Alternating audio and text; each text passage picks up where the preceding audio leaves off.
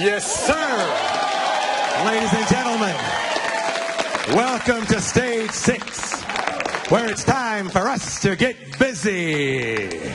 Coming to the stage, first, by way of the Brownsville section of Brooklyn, New York, please welcome the former undisputed heavyweight champion of the world, Iron Mike Tyson.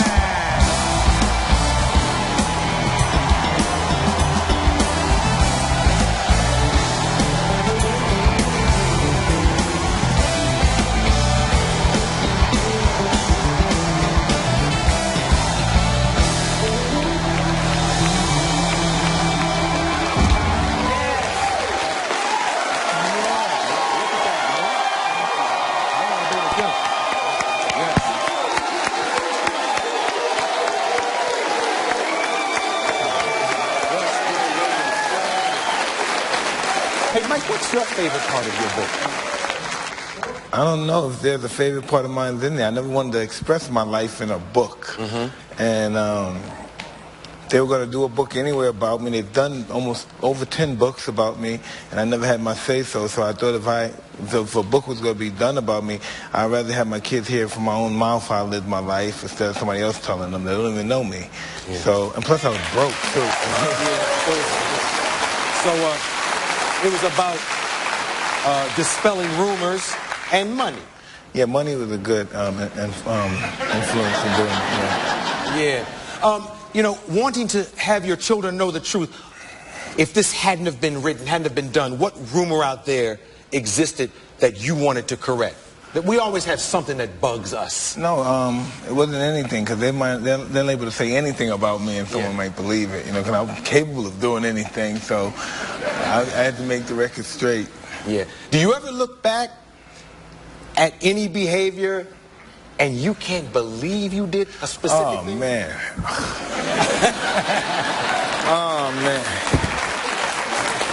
Oh, man. Yeah. Want to give us one? Yes, skinny dipping in the limousine with a hot tub in the back, just naked, driving down the street, just drinking and smoke, thinking I'm balling, yes, looking crazy. Yeah. Wetting the sidewalks. Yeah. Oh, yeah. Well, let's take it. We'll get into that in more detail. We'll take a commercial. Back with more Mike Tyson.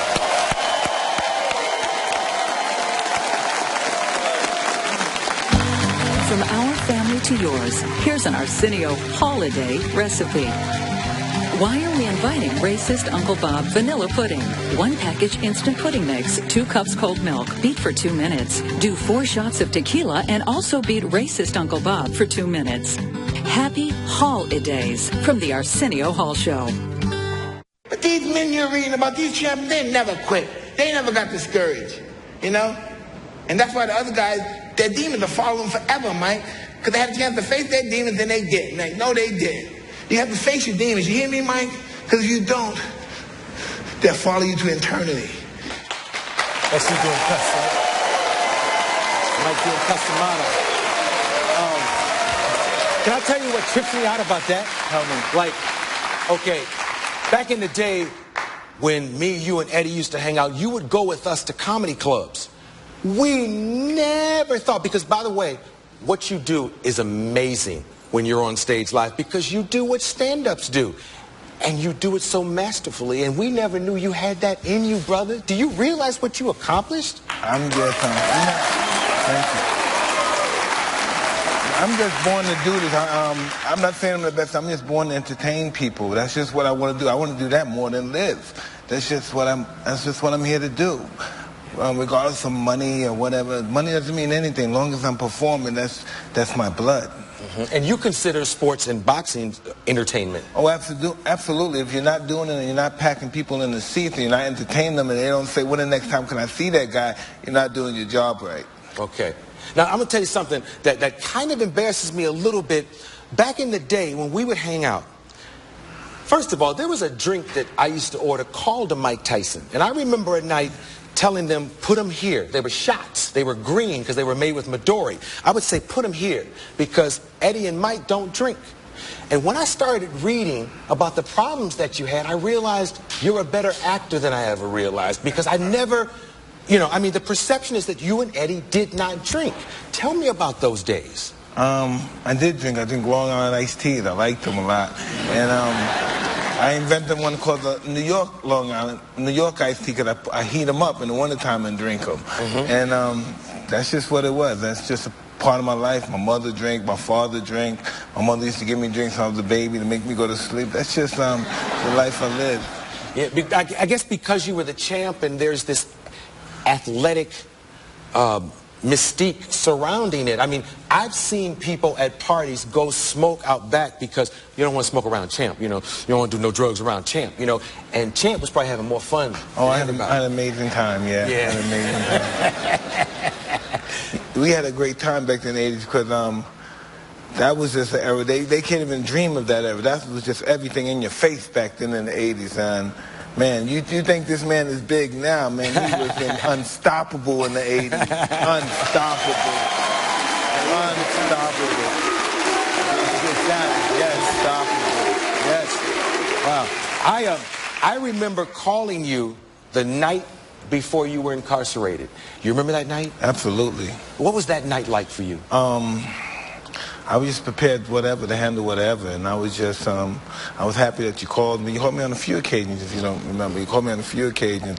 I'm very grateful for that as well, and it was just what it was. It was just I was in a situation where I got railroaded, and I shouldn't have been in that situation, so I shouldn't, I can't blame it all on the judicial system, you know, because the common denominator was I was there too.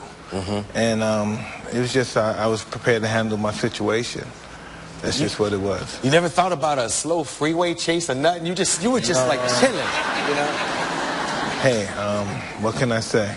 Yeah. Whatever I have to handle in life, I have to handle it. Right. That makes sense. Hey, by the way, I wanted to come visit you in jail, but I read that there was a couple people who weren't allowed in. And I was like, if I'm on that list, I'll be so embarrassed, you know? Because people that you, I mean, you remember some people that... No, what happened, Florence Henderson came, but I was in the hole. I had gotten in trouble. They put me in the hole. And if someone comes visit you and you're in the hole, you have to walk like this. You chained down like a runaway slave. And I didn't want to be like that. It was just a horrible thing to do.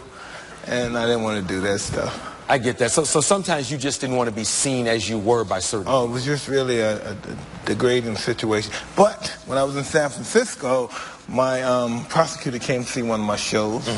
And that was interesting to me. I thought...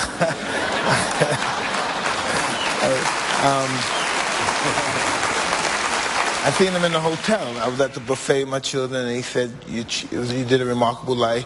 You did a remarkable change around of your life. It was remarkable. And I said, thank you to the prosecutor. He said, you remember me?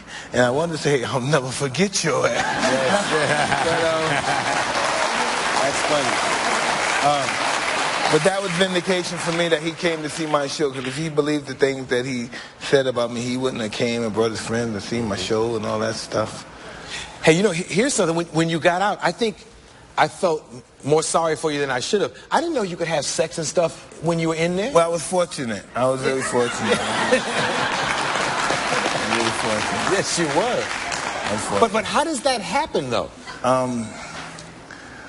Somebody that's supervising you is a woman, and she's supervising over you. Making sure that you obey her commands and stuff. Like a guard or like? Well, similar. You're somewhere. She's your supervisor. She has authority over you. Right. Okay. So and I'm a very friendly guy, and I speak to people sometimes. And I don't know how things work, but it works. And I don't know, gifts exchanges, and people become friends. And where do you go to do it? Wherever you can. Wherever you can? Side of the door, behind the desk, wherever you can. Yes. We'll be right back with more Mike Tyson.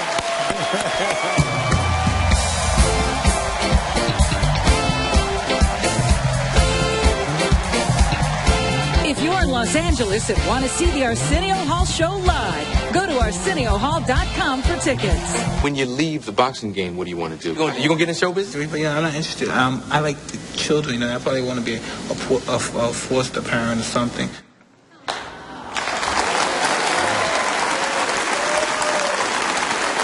Now, when you see that clip, what comes to mind? Wow, I was just a young kid wearing all the diamonds and stuff. What the heck? Oh man, that was wonderful. It was wonderful. We knew each other for a long time, huh? Yes, sir. Where are watches like that? I don't know, in a pawn shop. So, Hangover changed your life, and it kind of changed your image too. Big time, because I'm now connected with a different generation of people who never saw me actually fight before. You know, sometimes I'm walking the street, I'm in a hotel, and oh God, I cracked up that. But people see me, kids say, Mom, they go Mike Tyson, the actor. And then the parents sit down and tell them, well, he's not an actor, he actually was a fighter before he started acting in movies and stuff. But yeah, I have a whole different genre of people that I'm now associated with now because of those movies. Yes, yes. Do you want to do more acting? Do you want to absolutely. So you're in show business now. You in? I'm gonna do a movie with, in Algeria, and I'm gonna do a movie with Warner Herzog. I'm gonna be a convict. That's gonna be really good. But you've done the research. Yeah. Oh yeah, I had some personal research in that. But yeah, this is gonna be a really interesting year for me for acting. What would be the ideal role? I don't know. I want to play a villain. Yeah. Just never forget the villain. Yeah, yeah. How long have you been sober?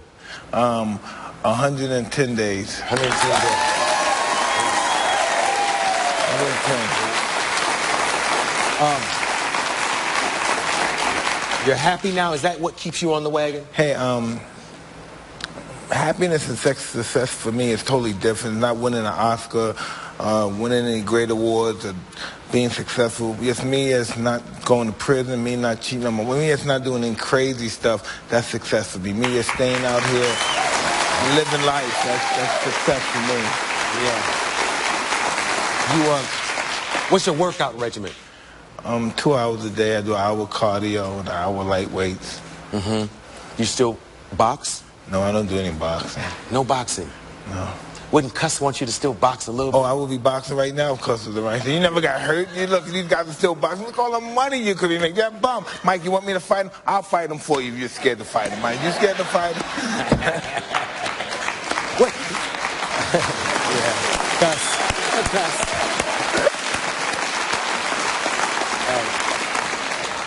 Would Cuss have loved Manny? Whoa, he's very exciting, yeah. He would have liked Manny Pacquiao because he's a very exciting fighter, very fast, very action-packed. He was really sensational in his last fight with Brandon Rios. And that's not an easy guy to fight on your first fight coming back after being knocked cold. Yes. Senseless. Yes. And you got to fight this guy's a mean, this guy's a killer, this guy's a beast. And you got to fight this guy in your first fight after being knocked cold and then have a magnificent performance like that. Oh, man, he has to rank up there with the top fighters of today, pound for pound again. Right. And Floyd? That's a great fight, too, for him. The only reason we're going to find out who's the best fighter in the world is unless these two guys fight. Yeah.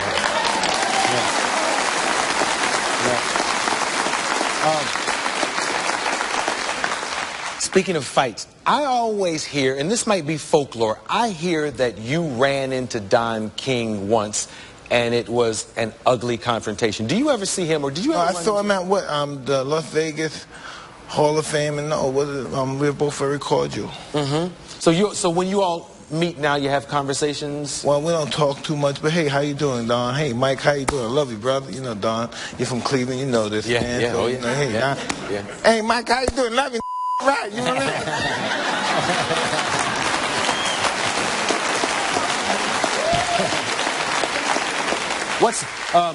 What's the most important thing Cuss left with you that he taught you? Because he was like a dad, right? Oh, there's no doubt about that. It's determination, never giving up, and you can accomplish anything you want in life and never say the word can't. Yeah, one time you attributed your toughness to him. How can somebody talk tough into you?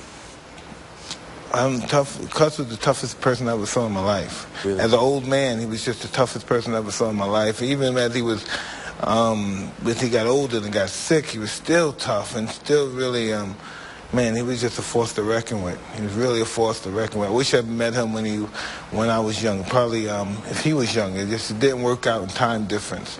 Yeah. You know? Yeah. When I was born, he was 57 years old already, 1966. So it just, I wish it could have worked that way. He could have saw me win the championship. Yeah. Because there's movement. That you used to show me movement that he taught you. Show me the. Oh God. Show me. Listen. Because you talk about the movement. It's just movement like the people punch.